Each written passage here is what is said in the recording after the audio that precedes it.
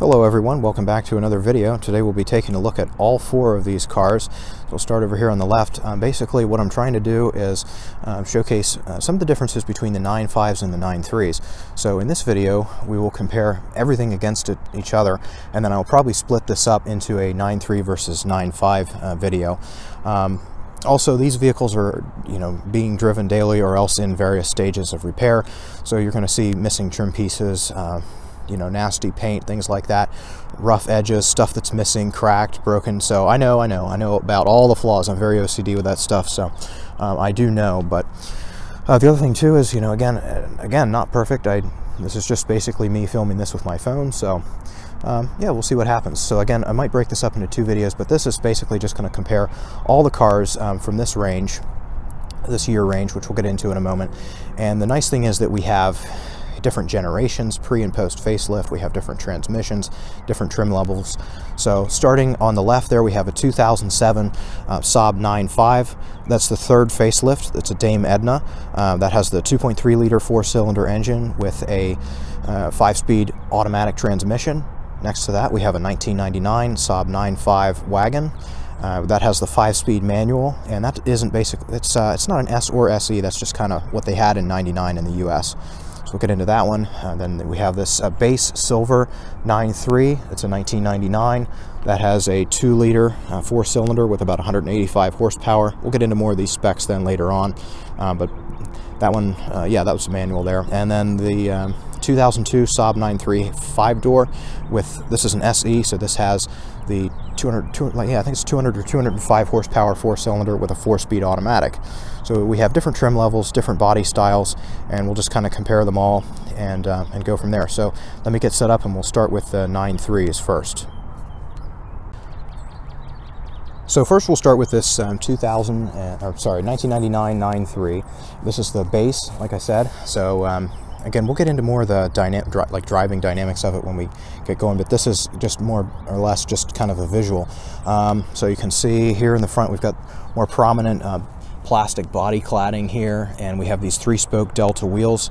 If we look over here to the 2002, it's, anyway, facelift. Well, maybe we'll get into that in a little bit then. So again, this one is in convertible form. So notice we have yellow, amber turn signal repeaters there. I always like these handles, but they do look kind of cheap, I guess, compared to the other ones that we'll look at, but unpainted, but they're not going to freeze up on you, so that's kind of cool. So we do have a nice wood dash that I've put into this one, and again, this one is in decent shape inside. This is just my daily driver, so it's a little ratty, but it's not too bad. And today's about 50 degrees, so it's actually not too bad to have the top down, and it's been pretty cold. This is in February filming this, so this is pretty nice. Some of the things to note on the interior, so we have the prominent SID screen up top there with the CD changer below it. We have manual climate control. You'll notice we have some blanks there. There's the shifter for the 5-speed. We have a 4-speaker audio system here. And then we have the cloth inserts on the door, and I've also transplanted in these chrome door bezels. They would have been plastic originally. So again, this isn't perfect because this one isn't totally stock, but it's not like modified either. The back seat has a little bit of room there for some adults. It's not too bad, certainly not the worst. This is a little dirty right now. This is the first time the top's been up this year, of course. Coming around the back, everything is in decent shape. We have some scratching going on back here. Notice that the lamps are pretty much exactly similar to the 9.3 over here. So of course, before this this generation 9.3, which came out in 1999, we had the NG or new generation 900s, which notice the trunk space here, pretty decent. With the top folded up, you get a good bit more room there. So this replaced the NG 900s, which came out in 1994 and ran till 1998, and then that replaced basically the classic 900. And then this car was basically just an improved version of that. So this car had been out for a few years already before it was basically turned into the 9.3. Also, you'll see the red calipers here, painted those up a little bit. So this is a 2-liter four-cylinder engine making 185 horsepower, and again a 5-speed manual transmission. And we'll go ahead and pop the hood here. So the earlier Saabs, and again, this is just kind of me rambling, and we'll look at everything. It's not necessarily going to be the most educational video, but hopefully it's just entertaining. So the NG 900s and the SAAB 9000s had an engine management system called Trionic 5, which was in the 93s until 2000 or 2001. It's a little bit of a gray area. I think there was a little bit of a switch over where some may have gotten both, but this 99 has a Trionic 5 ignition system, or engine management system. So the most easy way to tell those apart is with the red ignition cassette here. The rest of the cars here that we have today will be black, have a black ignition cassette. There's no mass airflow sensor, no electronic throttle body, so in this car no traction control. Also more things are exposed in here, and it's a little bit more rough, you can tell. It does have cruise control. We have glass headlamps here, which are quite bright. The turbocharger lives right down in this area here. You can see this one isn't perfect. We got some leaking going on. There's some rust back there. Again, this is by no means any kind of museum piece. So that's kind of the overview on this one. I like the Trionic 5 engine management system. I think it's very simple and quite robust. I think the Trionic 7 also has some advantages too, which we'll get into in the next car. That's basically the take on the 9.3. And by the way, this is not going to be a super long video, at least that's not the intention. If you want to see a more in-depth review, I have reviews of each of these cars either out or on the way to being out. So, you know, we'll get a little bit more in depth with all of them there, but you can see some of the differences. All right, next we'll move on to this 5-door hatch. These were also offered as a 3-door hatch. So starting in the front here, we still have the same headlamp treatment. There's a slight difference with the grille. It does not have the black plastic along the bottom there, which is cracking out. Also, we have the headlamp wipers up here. I should point that out. The rear lip on this spoiler is painted black. On that one, it's bare. So you'll notice on this car a lot more of the things are painted, this being the SE trim. You also have bigger wheels, painted mirror covers. You have the sunroof on this model. This has XM radio, so you have the antenna in the back there. Going down the side, everything is in really good shape. You do still have a power antenna, which I think is pretty cool. Coming around the back, you have this massive wiper, which I think is kind of funny. I mean, the rest of the car is very pretty and streamlined, and then that wiper is just right there, but, you know, function or form over function or whatever it is they do. Again, everything's painted up nice here. We have a nice chrome exhaust tip, all in good shape. New badges on this car, so that's all nice and shiny. Looks like we missed a little bit with the paint there. Okay, starting in the back here.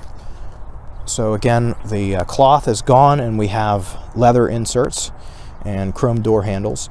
The leather seats are actually like a nicer leather material, and they're embossed here where it says turbo. In the back here you have a nice armrest that folds down, and this back seat is a little bit wider. And a little bit more legroom, but not too terribly much. You also get the these defroster vents here, nice pockets behind the seats. I'll see if I can find the key. We'll take a look in the trunk. I've got 4 keys in my pockets right now, so kind of keeping all this stuff straight is...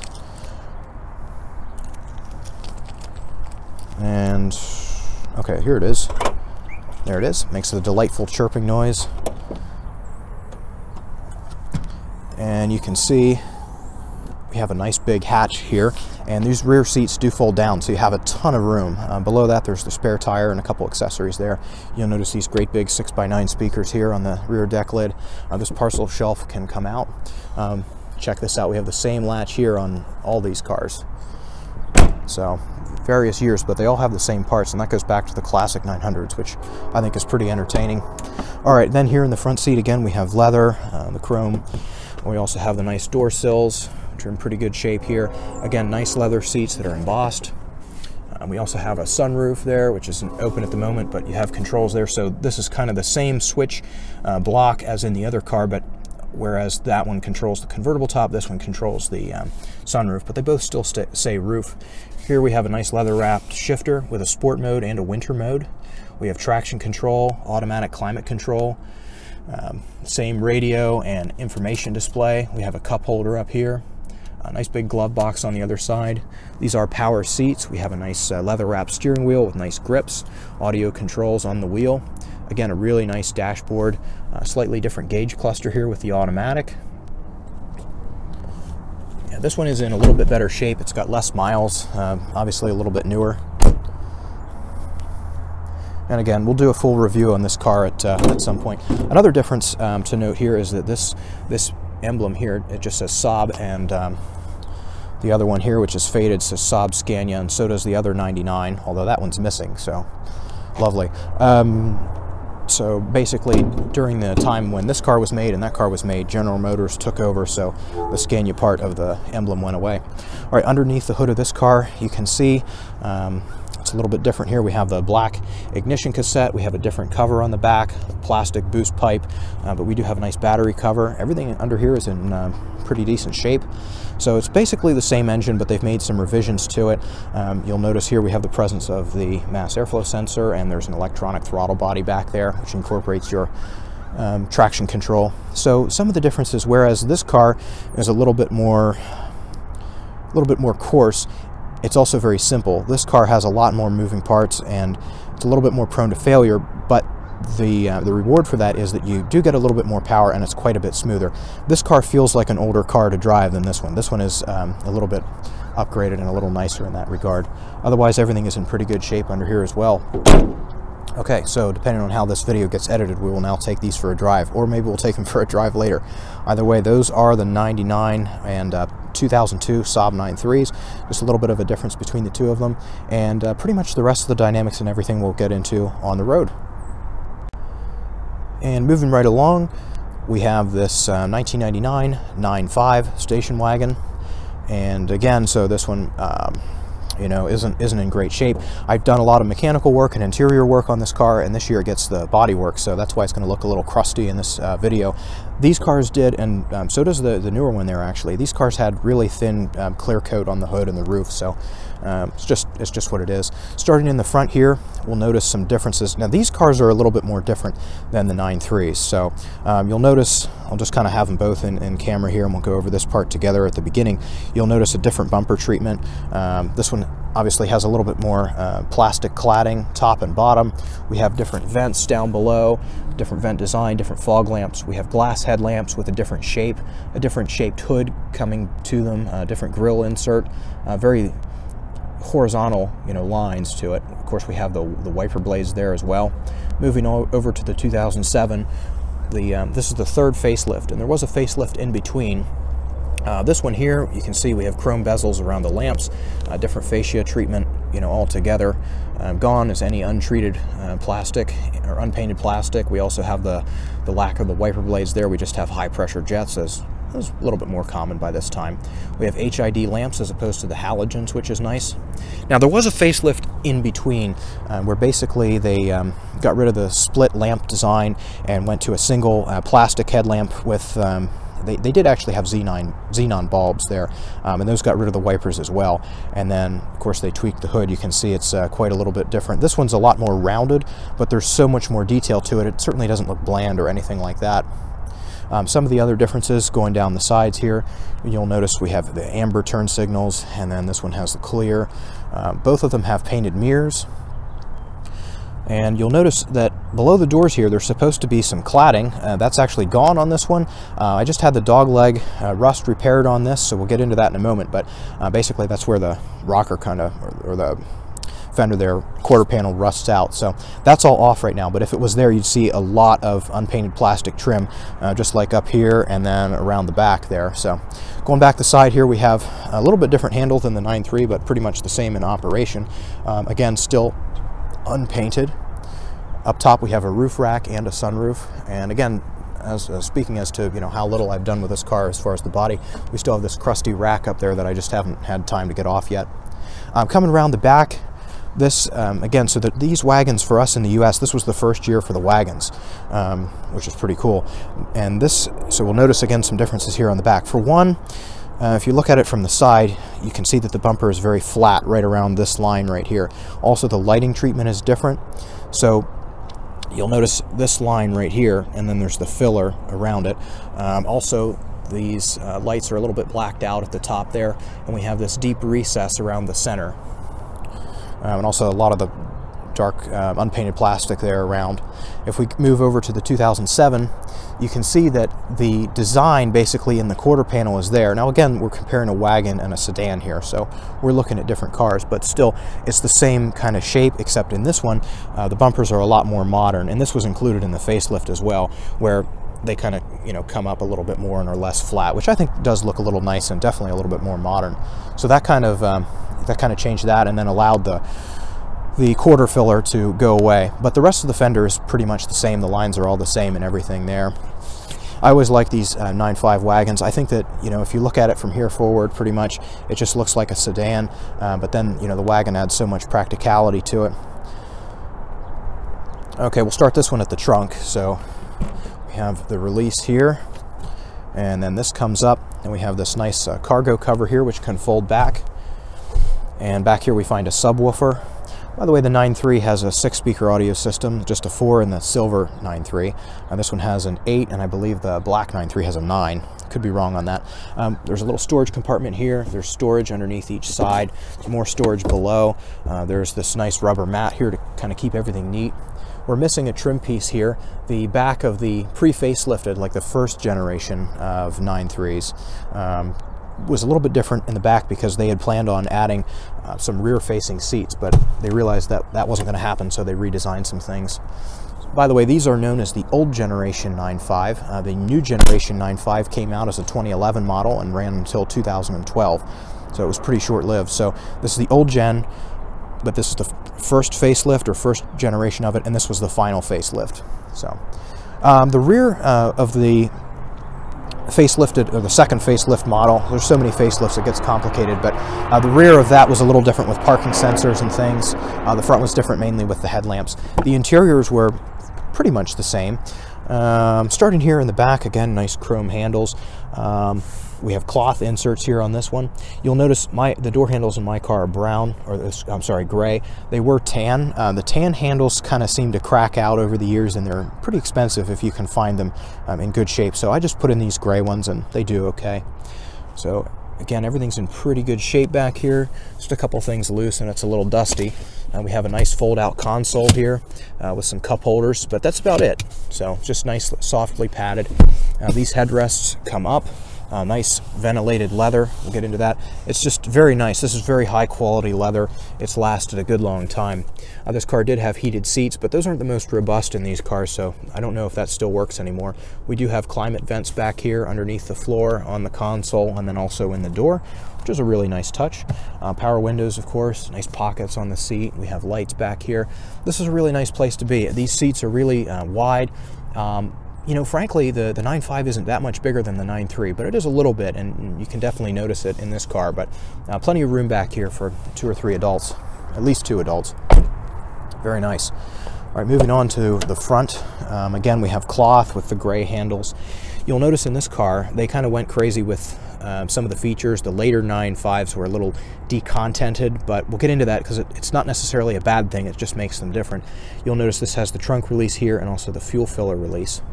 We have a nice wooden dash here, which is awesome.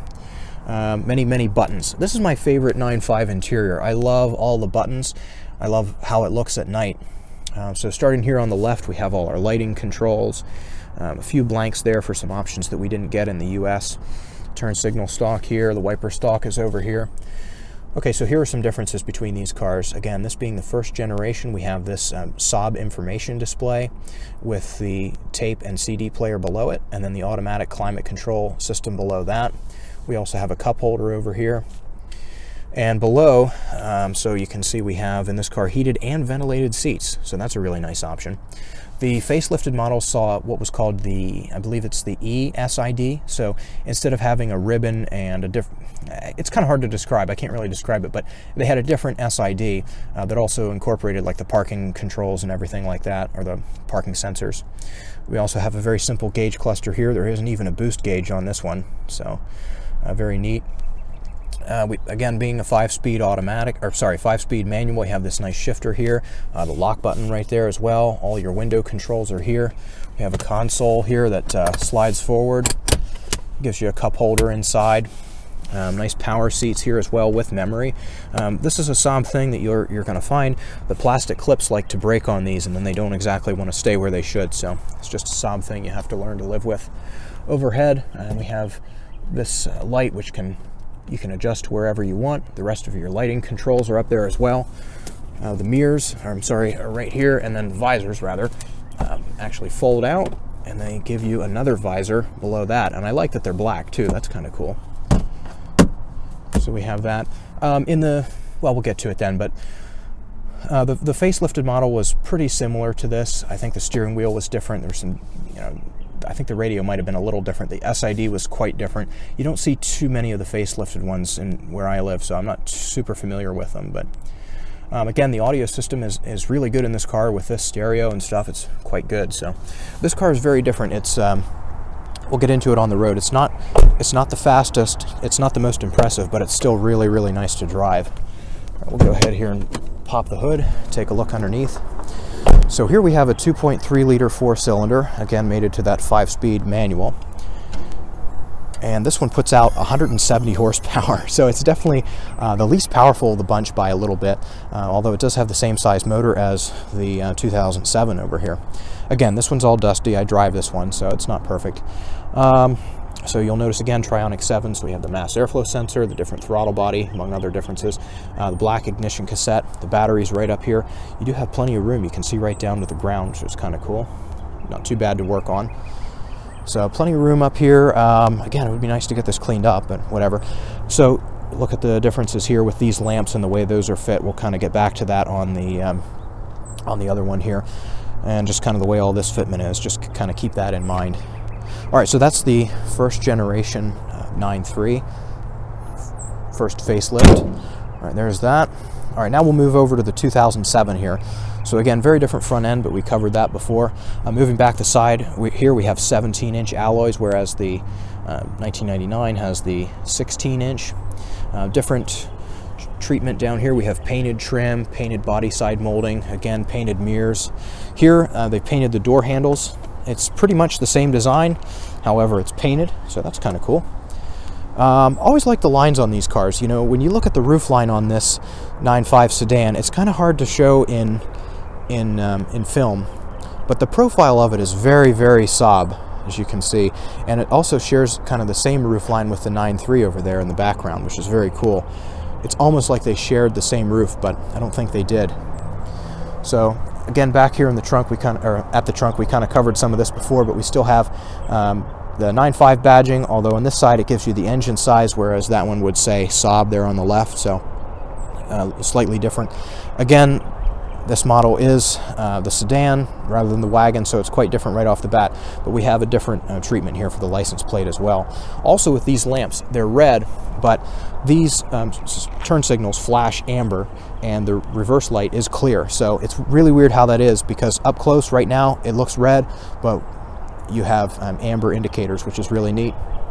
Same nice exhaust pipe treatment here, different than the 9.3, same as the, I'm sorry, different than the 9.5, same as the 9.3 there, so that's kind of nice. We do have some unpainted plastic down here. Let's take a look in this trunk. I'll have to find the key here. Okay, there it is. So you can see that's yellow. It's kind of hard to see, but if you stand further back, you can see it. All right, we'll take a look in this car now.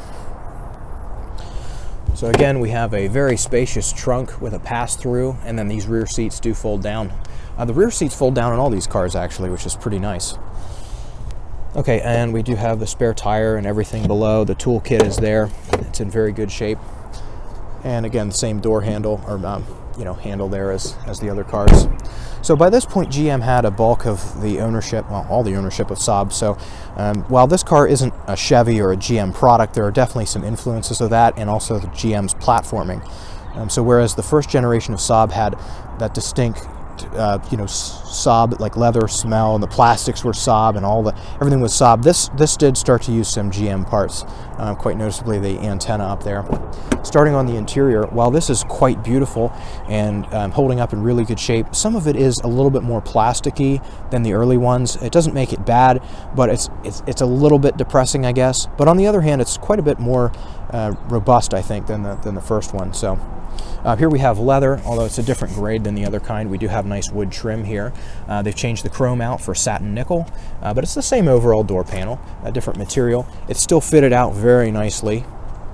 You can see it no longer says Saab here on the door sill, and they've also removed the courtesy lights of the first generation.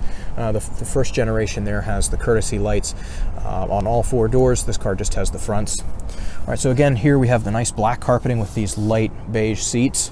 We have these nice headrests that will pop up there for you. Again, a really nice, comfortable back seat here. They've changed the B pillar here. We no longer have the storage pockets, but we do still have the vents. We do have pockets on the back of the seats there. Again, we have vents here on the back of the console, under the seats, and of course at the pillars like we talked about. This rear console folds down. We have a nice fold out here for drinks. And this is very nicely and softly padded. But then this can come up. You have a little storage, a little space to write on. It's very nice. And also when that goes in, it's not stiff and hard. It's actually very comfortable, although it's of course not contoured. And of course, the thing that we've lost back here, the glass for the mirror has come out the other day, so that happens. The adhesive just wears out over time, so got a new one on order there. This color here is frost gray, which is kind of rare, as this one's black. It's actually the same paint coat as the black 9.3 over there. So again, being driven, so we're not exactly dealing with the cleanest stuff here. Okay, so starting here on the door panel, you'll notice we have the trunk release, but no longer is the fuel filler locking, which is kind of a shame. And then we do have still the same kind of power seats. These bolsters are actually in good shape. This car only has 26,000 miles on it, so it's not too bad. Memory seats here. Again, we have nice wood trim, little dust on that. Same kind of design. They've moved the night panel button here instead of the SID, which we'll get into then. And this does have traction control, which they've also moved over here. So this is the main difference. The dash is quite different in these cars. Starting with the gauges, they've added some nice satin nickel trim, very much updated those, and they look really nice. This one does in fact have a turbo gauge. We do have shifters here on the wheel for the transmission. This one has the 5-speed automatic, and yeah, looking really nice there. So then when we move to the center stack, you can see we have a screen, but that isn't the SID screen. That's all the radio. On this model, they've actually moved the SID screen to the center display, and that's why the black panel has, or night panel button has moved over there. Black panel is what they called it in the 900. So this is more or less a GM radio, in my opinion, but they have changed out the accents for nickel, and it's pretty nice apart from some peeling buttons. That's not the end of the world. Again, we do have these nice adjustable vents up here. The hazard switch is still up there. Nice cup holder that folds out. There we go. They've also changed the climate control around a little bit here. This is still automatic, but this side, and it's also still dual. This time it's just a little bit simpler with just some round dials there. So also this one has heated seats, but it does not have ventilated seats. Here's the similar shifter as the 9.3, but there we go. We have a manual mode and a sport button. Gone is the winter button there. Also, there's no more wood trim on this, so that's kind of a shame. Just black, but it doesn't look bad, I guess. Same kind of switches here, same console. The seats are kind of the same design, and this yeah, nice storage there and everything. Moving up now, we have an auto-dimming mirror with home link, and it also has a compass in it, but the rest of it's pretty much the same. We do have a nice sunroof overhead, so yeah, pretty nice. Okay, we'll take a look under the hood next. It's getting windy, stuff's flying around here. Okay, so this is the biggest difference among these two 9.5s in my opinion, and that's the engine. While it still maintains pretty much the same 2.3 liter 4-cylinder engine, this one gets out quite a fair bit more horsepower, just with some different changes. Whereas the 99 gets 170 horsepower, this one gets 260. So yeah, 90 horsepower will definitely change a little bit for a car. Otherwise, it's pretty much the same design. Everything's still in the same location for the most part. We do have a nice cover here for the battery, and this one is a little bit, you know, a little less room under here, mainly due to that automatic. Kind of fills up that space down in there. Also, take a look at the front here. We still have the same mounting points on this piece up here, but they've kind of changed everything around, and yeah, just kind of refit everything. I mean, at this point, this car was like a well remodeled house. You know, if a home is built right, it can last for years and years and years, but that doesn't mean you're not going to change out the, you know, the finishes on the kitchens and bathrooms every 15 to 20 years or so. So that's kind of what they did here. They've kind of breathed new life into it with what they had. I mean, don't forget, SAAB never had a ton of money to really start from scratch, so everything that they did, they kind of had to compromise on it. And when you look at it with that, I mean, that's really where this is. I mean, when you look at what they had to deal with and what they made out of what they had, it's pretty impressive in my opinion.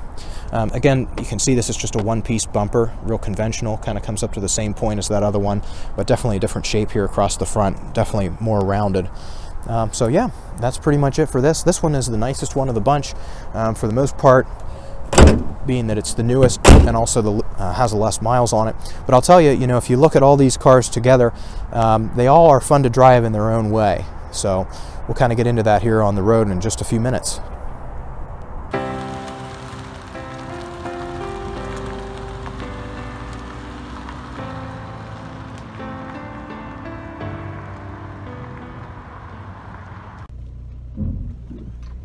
So we'll start here with this 2002 9.3. So starting with usability, what makes this a really good car is just that you have so much space. You know, you have plenty of space in the front. Just these doors are very flat, very far away from you. You know, even if you're a bigger person, there's still plenty of room, especially in the back there. And with the rear folding seats, we'll pop it into sport mode here and just give it a little test around this corner.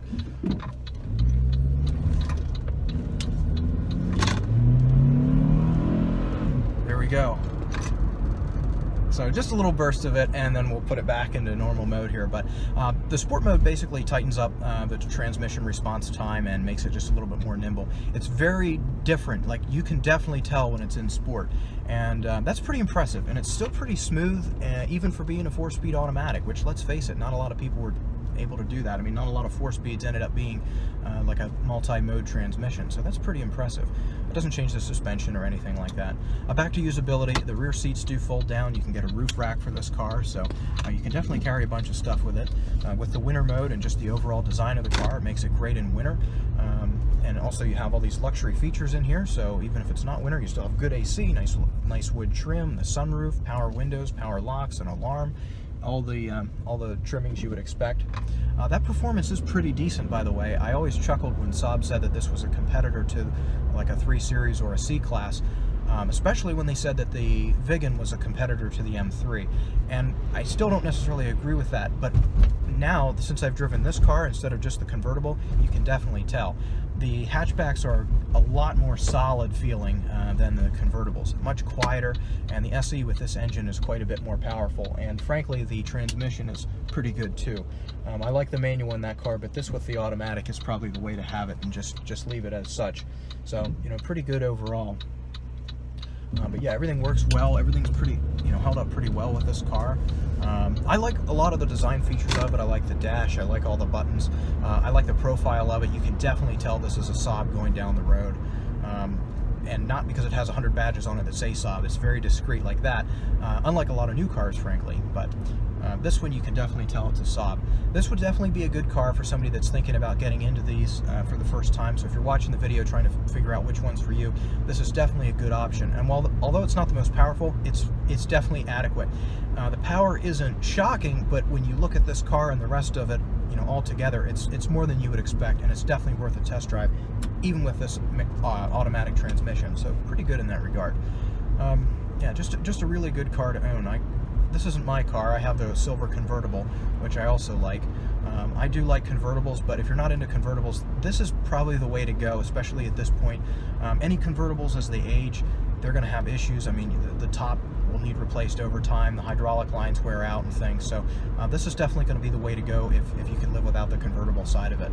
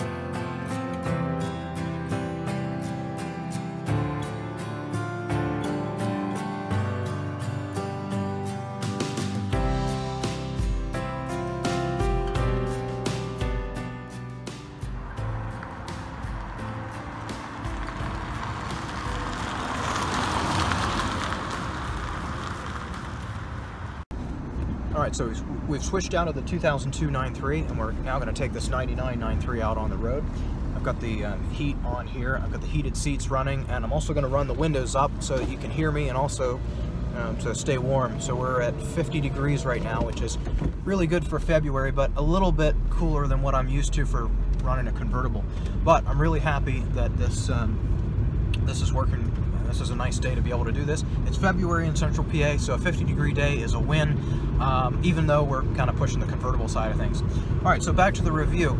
This car drives a little different than that one in many different ways. So with the top up, I mean, the elephant in the room really is that this being a convertible, it's just not going to be nearly as stiff. So immediately the dynamics of it are kind of different in handling, although braking is the same and acceleration would be the same if it had the same numbers, I guess. It's very flexy over bumps. I used to think it wasn't so much, but then when I drove other convertibles, I realized, yeah, it's a little bit loose. So, you know, you have to know that going into them. The 9.3 is definitely going to be a driver. If you don't want a convertible, probably don't get the convertible. They're quite a bit louder. There's quite a bit more to go wrong. And it's just less of a driver if you're, again, not into convertible stuff. Fortunately, I am. I love convertibles. I'll put up with the noise. I'll put up with the care. I'll put up with the cost. I like all that stuff, so that's fine. Weird error there. So one of the nice things about this car is that it's still very usable, just like the other 9.3, but with a little bit more accent on the summer side of things. So this one still has, you know, good design for traction, and you know, still set up to handle well in the snow. It's got splash guards, good tires on this car. Of course, being a manual, you kind of have to just gear it the way you want for winter driving. Good braking, it's good handling, good steering, very responsive. The engine is a little bit different, so this one with just 185 horsepower is a little bit less. It doesn't seem like that. You'd think 15 horsepower wouldn't really make a difference, and it may not, but the thing is that we're looking at old cars here. These cars have been on the road 20 plus years with varying degrees of care. I don't know, this car may be making 120 horsepower. We have no idea. But these two cars that I have, I mean, they do drive very different. This car is a lot more coarse. You feel more vibrations. That car's a lot smoother. This one is quite a bit simpler though to work on, which we talked about. This one's also a little bit more peaky, so this one you can really rev it up and the turbo just comes on differently. It really is, it almost drives like a different car. It really does. The Trionic 7 has a lot of nice features. The problem is that at this age I feel like some of the components are wearing out, and when you have to get them new, they are a little bit expensive. So just be prepared for that if you're going for one of the newer 9.3s. Otherwise, as a convertible, this is pretty decent. It's more of a tourer in my opinion, although you can definitely rev it up and run it through the gears. Not a lot of squeaks or rattles. The roof is a little bit rattly at this point, and it's not really super quiet anymore either. But that's, again, this car has been beat within an inch of its life. I just happen to like it, and it just keeps on going for me, so there's really just no reason to replace it, although it's definitely not the nicest example out there. It just keeps on going and going. I don't have to worry about it. It's just nice to drive. I can run this through the snow, get it covered in salt, and the next day if it's 50 degrees I can hose it off, run the top down, and have some fun. So it's a very carefree car, which I definitely like about it. Yeah, same night panel here. The stereo is pretty good. You can see the antenna going up there in the background, or down, I guess. And all that works quite well. The speakers in this car are a little lacking, but it's fine. You know, it's fine. You can add in the door speakers there, which are missing in the base cars. You can add those back in. Otherwise, you have pretty much the same tech in here. It feels pretty decent to run. Seats are pretty good. They're a little sun-baked. The visors are a little smaller, but it's fine. This is a very nice car to drive. Not this example so much, but the convertibles are very nice. As a convertible, though, that's the thing to keep in mind. And I imagine that the Trionic 7 powered convertibles were a bit more smooth and responsive. But anyway, we will run up a couple more blocks here and we'll give it a little acceleration test. I do like the 5-speed manual. The clutch in this car, at least, is very heavy. We don't know if that's the original clutch or not. Who knows? But it's a little bit heavier than the 9.5s. Took a little getting used to. When I bought this car, all the motor mounts were bad, and I had never driven a manual before. So the heavy clutch, and altogether it was kind of a disaster. But we got it, so definitely doable. All right, so we'll just downshift into second here, going around this corner. can't take it near as fast. I guess the soft top isn't latching. I'm getting some chimes. We'll have to run that up, but nail it there a little bit. So it'll pull you back in your seat a little bit. This is one of those cars where you really have to and you really can rev it up. But that's what I like about it. There's first, there's that chime again. There's second. So if you just keep your foot on the accelerator, it'll get up and go. It pulls nice through the gears. It definitely feels torquey, definitely feels powerful. You can tell it's slow, but not in a way that feels slow and detracts from the general fun of driving it. This being the second least powerful, it's not super impressive. I'm sure you can see over this chunky road there's a little flexing going on there, but it is what it is. It's convertible stuff. I'm going to try to pull over here and reseal that top. I don't think it slammed down quite tight. This is the first time I've run the top up. There it is again. So this is the first time I've run the top up this year, so let's see what we can get. So okay, I'll just drop it back. Okay, so it's giving me mixed messages there.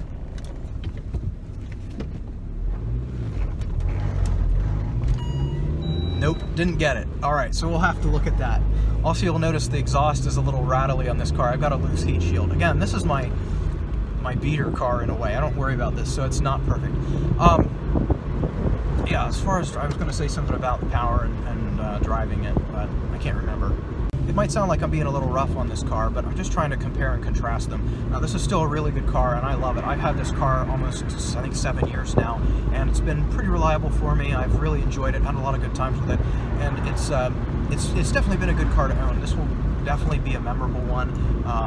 It is nice. Like I said, it ticks a lot of boxes. This car is interesting because when you look at all the different ways a car can be good, it can be fast, it can be reliable, it can be spacious, it can be economical, all those things. This car does a really good job. So does the other 9.3 and really all the 9.5s. But this car, to me, personally, does a really good job with all of those things, each adjusted in just the way that I like them, which is what I like about this. So I'm a huge fan. I'm going to keep this car a really long time, is what I hope to do with it. But it's not a bad car at all, but there are definitely some differences between the other ones that we're looking at today.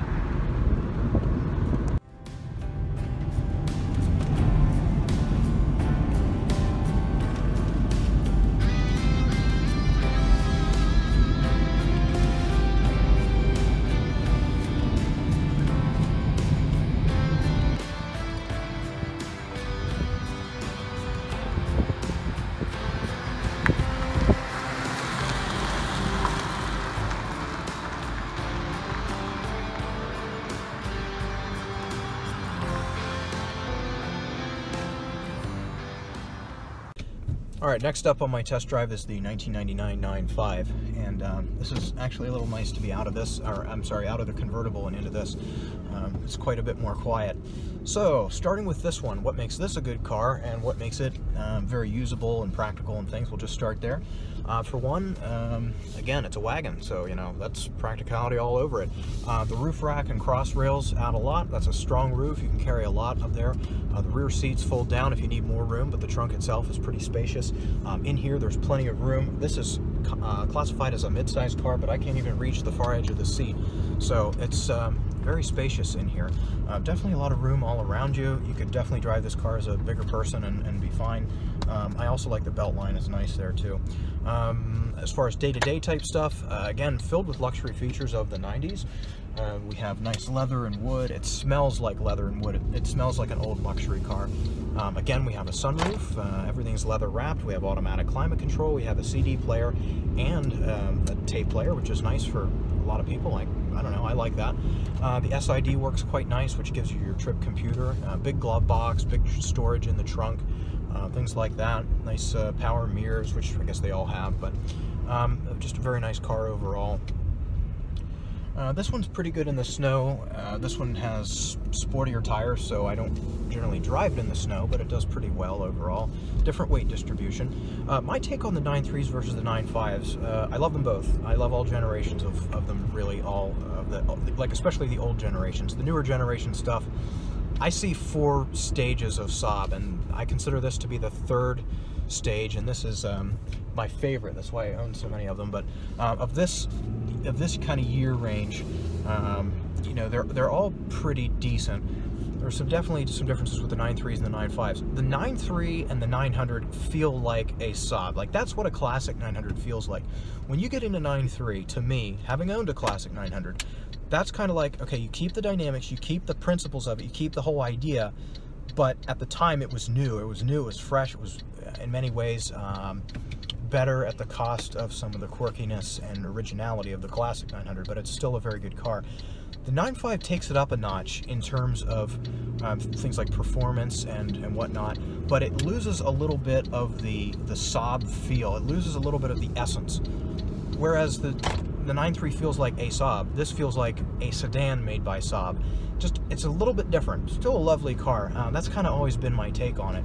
Now, as far as okay, as far as this one to drive, well, let's see. Before we cover the driving, actually, some of the other things about this car of this year that make it very interesting. First off, very, very quiet. This car is, I don't know if you can tell on camera, but it's extremely quiet. I consider this to be the quietest Saab that I've probably ever ridden in. And I've always kind of found the old gen 9.5 to be my benchmark for 2 or 3 different things. One of them being how quiet it is, and the other being how soft and compliant the ride is. Being biased towards my preferences, this is where the ride should be for a luxury car. And also, you have the ventilated seats. Again, very nice heated seats at different ranges. Everything feels comfortable. Everything's, you know, nice to touch, easy to reach, good usable features. This definitely feels like a really nice car, even down to the way that the transmission shifts. You know, not a lot of mid-sized or full-frame cars, not full-frame, but large cars at the time, especially luxury cars, had a manual transmission. You weren't going to find like a manual transmission Chevy Impala or you know, like a Buick or a Mercedes. In the US anyways, we don't really get manuals over here. We don't do that. So a manual in a luxury car, and that's kind of weird. So how do we implement that? First off, everything's wrapped in leather here, which is quite nice. The gear change is easy. There's almost no slop in between gear change. It's very nice, very defined, nice gated shifter. The clutch is also very light, but not vague. It's pretty decent. Definitely feels a bit like a luxury car to drive. It feels really nice. As far as the rest of the dynamics of it, so, I mean, first with 170 horsepower, here, we'll pretty much flatten it out right here. So, it takes a second to get up. This to me is kind of, I call this like Swedish power, where you can rev the engine to whatever you want, but it's going to give you the same feeling. I've noticed this with a few Volvos that I've driven, where it doesn't matter whether you have it at 2,500 RPMs or 5,500 RPMs, you're right in the power band. They have a nice flat torque curve, and I think that might be for traction, because then you can really rely on, you know, what the wheels are doing to get you out of a certain situation. But, you know, you can rev it up as high as you want. It's not necessarily going to go faster. However, you get into that power very quickly. It's very smooth. It feels good to drive. This feels a little slow once you get it on the highway. Merging is a little scary in this car. It's not so much, I don't think, because this car is so slow, but you know, 20 years later, every car now is so fast, and pretty much all cars today have more than 170 horsepower. And this car isn't necessarily lighter than many of those, at least. So it does feel a little lacking. However, around town and once you're on the highway, it definitely feels adequate, and you can definitely run it through the gears. And being the 2.3, there's definitely some nice power there to enjoy. It's just not going to be accelerating onto the highway. That's not going to be quite as fun. The rest of the dynamics, starting with the steering is very direct, but the suspension is very soft, so it feels kind of numb, especially with these, I think with these 16-inch wheels, that changes it. I like the steering. It feels like a luxury car. Again, we'll come back to that many times, I think, in this, but I love this car for these reasons. The steering feels nice, gear change is nice, power is nice. The ride, though, is incredible. These are older shocks, so that kind of aids to it, but you can run over some absolute huge bumps in the road, and it just irons stuff out like crazy. This kind of feels like an old American car in terms of the ride, but with a little bit of European like handling design. It feels really good. I think you can probably see that in the camera right now. It remains relatively level. You can definitely feel the suspension working, but you don't feel the bumps, and you certainly don't feel them like through the seat. If you were an older person, or you had a, you know, like a bad back or something like that, this would be a very comfortable car to drive, because it's very easy to drive. Visibility is good. You can see all around you. Good mirrors. You know, easy to shift transmission. This is definitely a clutch you could drive if your left foot was weak or whatever. Quite nice, but it definitely rides, handles, and drives like a luxury car with a little less emphasis on sportiness. Still very fun to drive. You can definitely ring it out a little bit. It's not quite the best around corners. It'll definitely dip and sway, but that's what you get for the soft ride, which again, it's all up to the user, but for me, that's kind of what I prefer. So to me, this car is one of my favorite 9.5s. I really do like this one. I will take the hit on power, I will take the hit on tech, because this rides like a SAAB should ride, like a proper car in my mind should ride. Even if this wasn't a SAAB, I'm pretty sure I would still appreciate everything that it does, because it's again, pretty impressive. A couple things to watch out for on these, like I talked about earlier, the dog-leg rust. There will be a separate video on that for people that are interested, but the quarter panels in the back tend to rust out between the door and the wheel well, so that's something that you want to keep an eye out for. Currently there are still patch panels made, so you can cut out the rust, grind everything down, seal it up, put the panels on, and blend it and paint it, which I've actually just done with this car. So it's in super nice shape, you know, in those parts. Again, the paint is a little thin on the hood. You know, see if the throttle body's been changed, make sure there's no codes when you buy it. Take a look at the paint, but probably if it's an older one like this, be prepared to paint the hood and the roof, you know, among other things, when the paint gets weak. Otherwise, it's not too bad, not really too many electrical problems or anything like that. The wood on the dash does like to delaminate, so just keep an eye on that. Otherwise, it's pretty much just older car type stuff, but this is definitely a nice one to own, and I'm definitely glad to have it. This one will be up for sale soon, because I've got too many cars. I got to pare this down, but I'm definitely going to miss this one, and yeah, I just hope it gets into the hands of somebody that will enjoy it, because it definitely is a weird, quirky piece.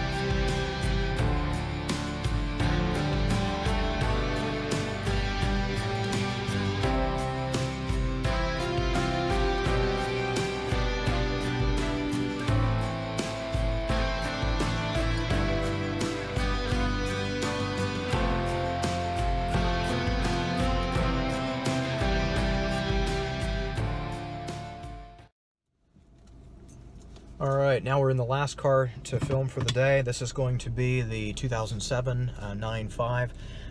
Now this one's a weird car. This one is this one's a little bit different. This is kind of a strange thing to drive, because you know, it's got the essence of a SAAB, but it's so new and different for me. This is kind of not what I'm used to.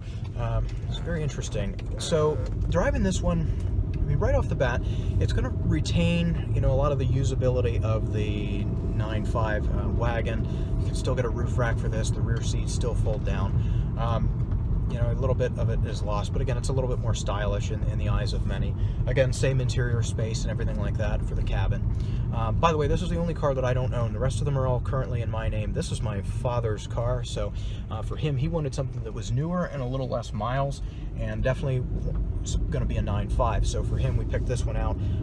This was in pretty good shape and had low miles, so that's good for him. Just because it's the newest and the most powerful doesn't necessarily make it the best, although for him it is. Just like that convertible is the best for me, whereas for a lot of people that would be a disaster. So that's the thing, is like, I'm not going to create like a clickbait videos of which SAAB is best. They're all good depending on what you're after, so I don't do that kind of stuff. This one does definitely have some high points. So besides retaining all of the good parts of the 9.5 in terms of the 9.5 Wagon that we just drove, in terms of handling and reliability and things like that, dynamics. This one takes it up a notch a little bit in terms of performance. I mean, definitely 90 more horsepower will make a difference. You can definitely tell that. Besides that, with the bigger wheels and different suspension, it definitely rides a little bit different. It's still a very nice ride. It's one of the best rides, in my opinion, of a car in this class. But this one you can actually take round corners pretty fast. And part of that is probably because the fact that the shocks are just newer to begin with, and the 99 probably rides on worn suspension, but this one is a little bit more capable in that regard. So again, they've changed the wheels, they've changed the bumpers, they've changed the interiors. They really did all they could to this car, and they cranked this out from 06 to 09, so they really kept these around a while. Driving this car is interesting because after spending so much time with the 99 and being used to that, this feels, it feels different. I can't quite put my finger on it. It's not depressing, but you definitely have an awareness of the end being very soon. It's just a slightly different feel, but not a bad feel. So that out of the way, it's a very nice car. I like all the features of it. I like the radio. The sound system is probably the best out of all of these. The infotainment is nice. The shiftable transmission is, you know, it's not a BMW, it's not an Audi, but it's very good, especially for the time. It's very advanced. The 5-speed automatic is very good. I think the automatic is perfectly fine in this car, although I wonder what the manual would be like with this power. That would be a lot of fun. So there's that. Everything else is pretty much the same. Like I said, driving, the dynamics of this are totally different. We'll pop this into sport mode then and give it a run. But this one is pretty quick. So this had a 0 to 60 time of, I think I can't remember. It was between 6 and 6.7 seconds. It was a little bit less, but it feels a lot quicker than that. And the transmission shifts very similar to the way that the 4-speed did. Those do feel similar. The 4-speed in the 9.3 to the and well, probably the facelift and first generation 9.5 as well. But it definitely feels good there. This one's also very quiet, but maybe not as quiet. But then again, I could be imagining things there. Still good there. And while I'm waiting for a point where I can demonstrate the power on this, so a couple things to keep in mind. This is 2007, so other cars that you could have bought around that time. Mercedes had just facelifted the E-Class, and you had the new E350 with its 3.5-liter V6, and that put out about 268 horsepower and about the same on torque. So that car would have been very similar in power. You know, so that would have been more of a competitor to this. If you want to look at the BMW, those were around 300 for like a 535 or 530. 530 would have been a little less, so kind of similar there. Definitely would have had more power than like a Buick or like a Buick LaCrosse or a Chevy Impala if you're in the States. So 260 horsepower now isn't a lot, but at the time it was right up there with the rest of them. And the thing is that this being a 2.3-liter turbo 4, you know, it's so weird because all those cars are 6-cylinder cars that I just mentioned, at least in those variants. So they're all 6-cylinder cars. So why would Saab use the turbo 4, and how does that print for, you know, as far as driving? So first off, that's just their heritage. They like 4 cylinders. That's what they had worked out, and they've made it pretty smooth. These cars also have subframe bushings that can go bad, so an older one will rock a little bit. If you put it in drive and there's a lot of clunking, check motor mounts, check the subframe bushings. They're not the end of the world to repair, but aside from that, they're actually very smooth and refined. But that also kind of adds to the weirdness of it, because on the one hand you have a very nice executive sedan, but then it drives like an older Saab, but just with way more power. It's a very bizarre and different driving experience, and I think that, again, not from a power and handling and overall performance standpoint, but just from now looking back 15 years later, if you're looking for a decent upscale car to drive, this is definitely an interesting one, though not necessarily the best in any particular way. So the 4-cylinder definitely makes it drive with a different personality. The power is right up there. Smoothness can be up there if it's still maintained. It's just a very, very different car to drive. It's very, very bizarre. The interesting thing that I find about it is, you know, that was 15 years ago. Now, all those cars come with 4-cylinder engines. So you know, I'm not going to say Saab was necessarily ahead of the curve, but the interesting thing is that you know, this car when it came out wasn't like a test. This wasn't like, oh, we're going to cut back, we're only going to put in a 4-cylinder. They proudly put a 4-cylinder engine in this. That was their intent. They've been doing it for years, and that's what they do, and that's what you get when you buy one of these. The interesting thing about the other cars is that they've had to come down to a 4-cylinder, which is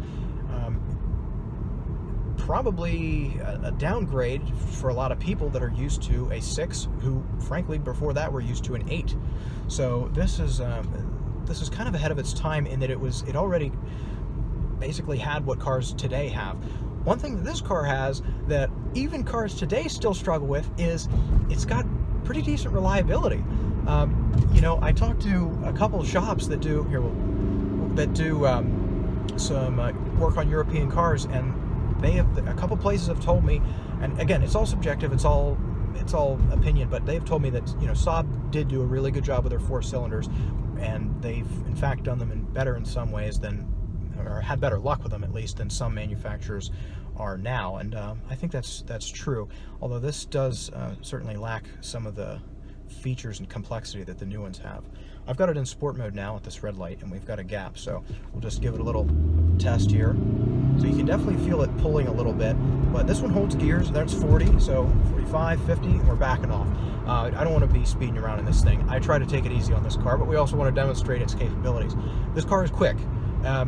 It's not necessarily the fastest car out there, not by any means, but it is quick, and it gets out of its own way, and it's impressive, and it sounds cool.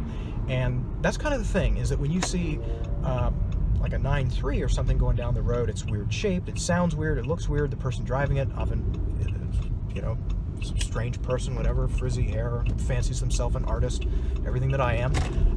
But this car is different because it's in a suit, and then it still makes those noises and does those squirrely, you know, the tires get squirrely and everything, and you hear the blow off valve and the turbo and everything. So it's very different. It's a very you know, you have a lot of mixed actions going on with the car. Very different personality. It's such a wacky car to drive. I really do like this one, and it puts a smile on my face. Also, like I said, with the suspension, this one actually handles pretty well too. Now, you're never going to get away from the fact that it's front-wheel drive.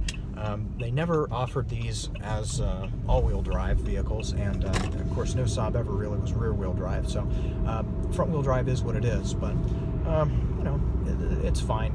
It's decent. It's ahead of its time then, and now you look at it, and a lot of the things are like, oh, that, you know, if you were telling somebody that just bought a newer, like entry level, like a Civic Si or an Elantra N, something like that, if you were telling them about the power or the performance, it's dated. We're past that now. But when you look at this as a 2007 car using technology from the 90s that they borrowed from the 80s, that was engineered originally in the 70s, and you look at it with all that, and when they had almost no money in that little country over there, you know, and then you get this, you get a car that 15 years later rides nice, is held together, people love and cherish. That's pretty impressive. I mean, that's you gotta hand it to them for that. And that's kind of what I'm trying to do with this channel is you know, it's just me, this is my stuff, this is my phone, making this a cheap camera mount, you know, just driving stuff on a Saturday, but just trying to bring a little awareness to what is frankly a pretty impressive car, just not for the reasons that most people would typically expect. Especially, you know, a lot of kids my age or a little younger don't know anything about these, and when they see a SAAB, they don't know about it and stuff, and that's kind of sad because there's so much unique about these cars that, you know, you don't have to own one to be able to appreciate it. There are a ton of brands out there that have a car that I don't ever want to own, but I think they're really cool and really neat. But we talk about SAABs on this channel, so.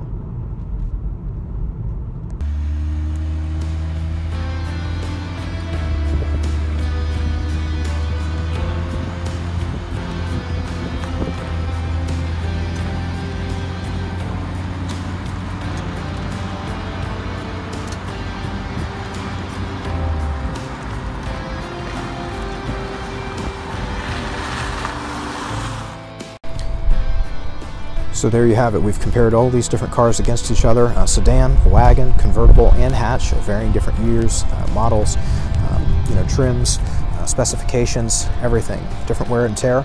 I hope you enjoyed. Hope this was able to clear up any questions you might have between the differences between the facelifts and different models, etc., and also between the 9.3 and the 9.5 themselves. So again, thank you very much for watching. If you're interested in more on these cars, I have many more videos on my channel about these there already, and more to come. So again, thank you for watching.